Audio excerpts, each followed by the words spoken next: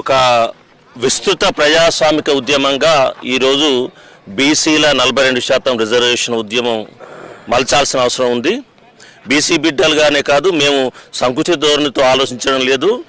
ఈ దేశ బిడ్డలుగా, ప్రజాస్వామికవాదులుగా ఈ దేశ రాజ్యాంగం నిలబడాలంటే ప్రాథమికంగా ముందు మెజారిటీగా ఉన్న వెనుకబడిన వర్గాలకు సమన్యాయం దక్కాలి. అది రాజ్యాంగంలో రాసిన ఉన్నత ఆశయాల కార్యరూపం అది. కాబట్టి ఈరోజు ఒక అక్క అన్నది, రెడ్డి జాగృతి అక్క, ఎన్ని సంవత్సరాలు రిజర్వేషన్లు దొబ్బి తింటారు అని. అలాంటి వాళ్ళు కూడా దయచేసి కాస్త దేశభక్తితో ఆలోచించాలని మేము మనవి చేస్తున్నాము. మాకు రిజర్వేషన్లు ఇవ్వడం అనేది ఏదో ఓటు రాజకీయాలకు లొంగి కాదు. ఆ రాజ్యాంగంలో ఉన్న సమున్నత లక్ష్యాల సాధనే బీసీ బిడ్డలకు, ఎస్సీ బిడ్డలకు రిజర్వేషన్ ఇవ్వడం. ఎందుకంటే గతంలో జరిగిన అన్యాయాలను సరిదిద్దడం కోసమే ఈరోజు రిజర్వేషన్ వచ్చాయి తప్ప మాకేదో మెహర్బాన్ ఎవరు చేయడం లేదు. ఒకప్పుడు మా చేతులు కట్టేశారు, మా శంభుకుని వధించారు, మా ఏకలవ్యుడు బొటనవేలు కోసారు. కాబట్టి ఒక 3000 ఏళ్ల పాటు ఈ దేశంలో జరిగిన ఒక అసమాన కుల వ్యవస్థకు వ్యతిరేకంగానే ఈరోజు రిజర్వేషన్స్ వచ్చాయి. రాజ్యాంగ నిర్మాతలు కూడా ఆ మేరకే రిజర్వేషన్లు ఇచ్చారు తప్ప ఎవరికీ లొంగి కాదు.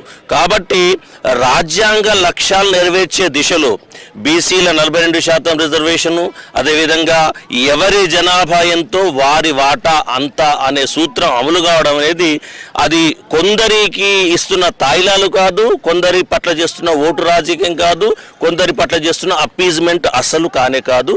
అది రాజ్యాంగం నిలబెట్టడం అవుతుంది. కాబట్టి ఈరోజు బీసీలుగా మేమున్నామంటే అది ఒక కొందరి పోరాటంగా కొందరు కనబడచ్చు, కానీ మేము చేస్తున్నది ఈ రాజ్యాంగాన్ని నిలబెట్టడం, ఈ దేశాన్ని సమానత్వ ప్రాతిపదికన పునర్నిర్మించడం అనే ఒక దేశభక్తిత కర్తవ్యంగా మేము చేస్తున్నాం.